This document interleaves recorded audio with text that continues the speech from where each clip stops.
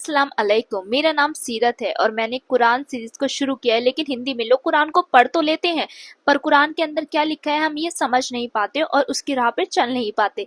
इसलिए मैंने इस सीरीज को शुरू किया था कि हम कुरान को समझ सके आसान तरीके से।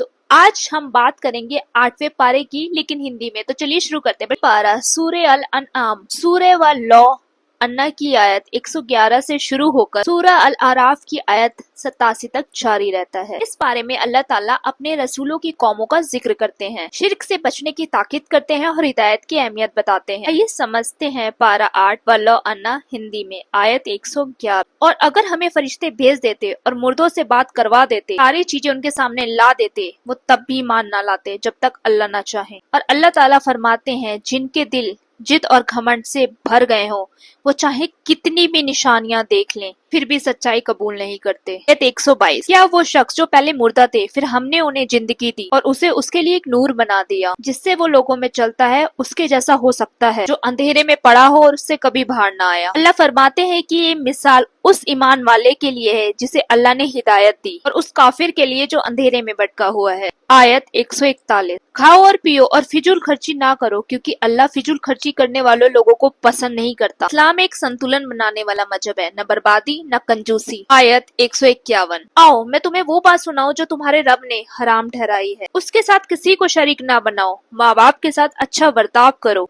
अपनी औलाद को मारो नहीं, फहासी के करीब ना जाओ, ना हक किसी की जान ना लो।